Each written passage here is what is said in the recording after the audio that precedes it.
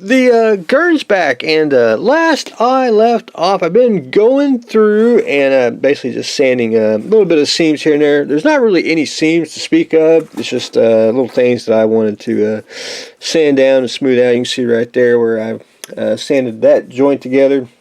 And I like to use the sanding dust and model glue, and I'll just put a little drop of model glue on here, and basically makes a good bond to it. And that's another way of filler that I like to do on stuff. But anyway, I got him mostly, I think he's pretty much ready to be painted. And then I was working on the guns. I haven't decided on the big gun yet if I want to use that, but I want to use the little gun and his knife, and I may add some something onto him once I get him onto a base. But this ain't the base I'm going to use, but that just gives me an idea what I want to do. And I want to make him on just a simple groundwork, and we'll go over that process very, very shortly. But anyway, I want to start painting. And one thing about painting, I want to leave some of the colors.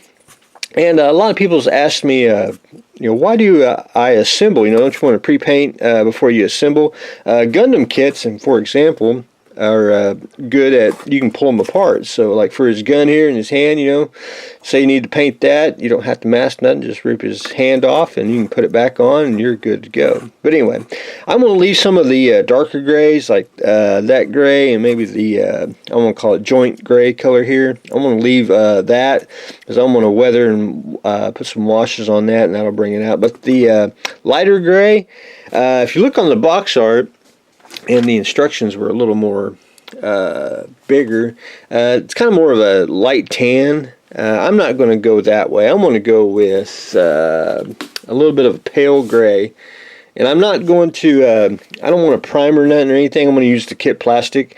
It'll actually be two-tone color. You'll have the gray plastic here plus the little pale gray that'll go on top. Basically doing highlights. When you do the highlights, you just do the top of the surface and just get the pale gray, just a hint of that color on there, and then we'll do washes and weathering and everything. But first, before I do that, I want to pre-shade everything with thin down black acrylic paint with the airbrush, and I'm just going to go in and get some of the highlights and the shadows and everything with the pre-shade, and then go back in and paint the base color. That's my game plan on that. And then we'll go in, you can see all the chipping and weathering that they have, and we will tackle that later. But anyway, that's my game plan on that. So hopefully I can start, I'm itching to paint it, so we'll try to get it accomplished next couple of days. What? Oh, I can't give you any more. The assistant wants more of her little tuna. But anyway, Gernsback is taking shape. Squadron came out with their new flyer, and they've been listening into my conversations. And I've always said, they say now it's great to try something new, which I've always said that. I think when you build models, if you don't want to get anything like stale or anything, or if you want to just broaden your horizons. They even did it on the Gundam page here. Try something new. Ain't that crazy? And I was just talking about that a few days ago. But anyway, try something new. Gundam works. If you build planes, build a tank, just change it up a little bit. You'll be surprised. All the same modeling formats in every subject matter. But anyway, we were. I was trying to figure out what kind of base I want. This is Paul Keefe's blog. You can find him. Excellent work. But he's got one diorama that I really, really like, and I want to do one day. And that's this. He's got a little mini diorama, and I've never done a mini diorama. I've done it's a mini shadow box.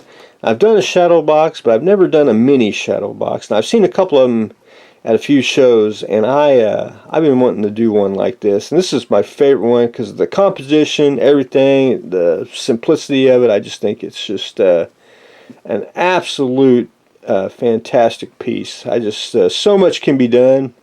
And he did this about 2 years ago, and it's basically he built it and then he modified it afterwards, and I just think it's one of the coolest things I've seen. Just it's got a little bit of lighting in it, very little, lots of detail, just for a small subject. But I want to do something similar to something like that. And I just don't know what I want to do. I don't want to do MAK. I know everyone does it, but I want to do something similar of that nature. I thought about something like I was thinking like the ball tank, in like a sewer setting. After I saw this, I thought, man, that'd be pretty darn slick, But anyway, I haven't really decided. It's just one of them cool dioramas that Paul's done. That's just to me stands out the test of time right here. Just a gorgeous piece. But anyway, trying to get inspiration because I want to do something similar. I want to do a mini shadow box is what I'm getting at. So anyway, we'll try to figure something out. Maybe try to see what we can do. But anyway, check out Paul Keefe's blog and maybe get some ideas. But anyway, that's what I've got going on today. Squadron's trying to tell me to try something new. We are continuing on with the Gernsback and looking through Paul Keefe's and the assistant telling me to go hurry up. We're looking at Paul Keefe's blog over there. So that's what we got going on today. So stay tuned for the next exciting episode.